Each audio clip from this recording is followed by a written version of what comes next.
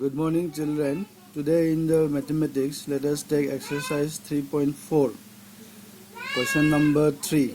The question is, explain how a square is a quadrilateral, how a square is a parallelogram, how a square is a rhombus, and how a square is a rectangle. So for this we have to know all the properties of the square, properties of quadrilateral, of parallelogram, rhombus and rectangle, which was already given to you.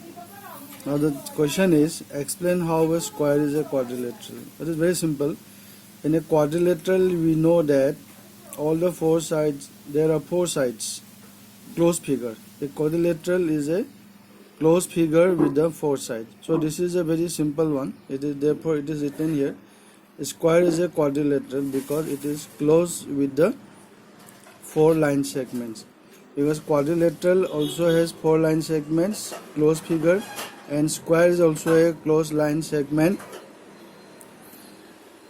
with the four lines, four line segments. Quadrilateral also has four line segments. It is a closed figure, and square is also a closed figure with the four line segments. That is why a square is a quadrilateral. Now, how a square is a parallelogram? For this, I have written here the point. A square is a parallelogram due to the following properties. Here you have to know both the properties of the square and the parallelogram, because you know that a square is a parallelogram because in a square the opposite sides are equal in a square, and opposite sides are also parallel. And also you know that in a square the opposite angles are also equal. The 90 degree, all are 90 degree here in a square. Therefore opposite angles are equal. That is why. And in the parallelogram also opposite sides are equal and opposite sides are parallel and opposite angles are equal. Therefore a square is a parallelogram from that side. So you have to write properties of both of them, the properties which are similar to both. Only that property you write, and then that will be your answer. Properties already given in the first class of this lesson. When we started the first class of this lesson, the properties all were given. Simply what you have to do here is you have to write the properties which are common to both square and the parallelogram. And then next comes your how a square is a rhombus.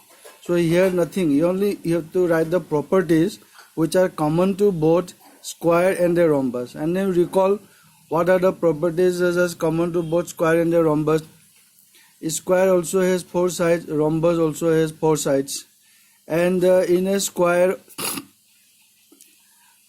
all the sides are equal. In a rhombus also all the sides are equal. That is why you see a square is a rhombus because all the sides are equal. Okay, and then opposite sides are also parallel. In the square also opposite sides are parallel, and in the rhombus also opposite sides are parallel. Therefore the square is also called a rhombus. Now how the square is a rectangle? Now you write the properties which are common to both the square and the rectangle. That is the main technique of answering this question. Square and the rectangle. You can see that in the square the opposite sides are equal. In the rectangle also opposite sides are equal. Okay, so that is the thing which I have written here. A square is a rectangle because its opposite sides are equal. Number 1 point. And number 2 point, you know that in a square the diagonals are equal. In the rectangle also diagonals are equal. Isn't it? In the rectangle also diagonals are equal, and in the square also diagonals are equal. That one you can also add as a second reason, or one more reason you can write, that is angles are right angle. In a square also angles are right angle, and in a rectangle also angles are right angle.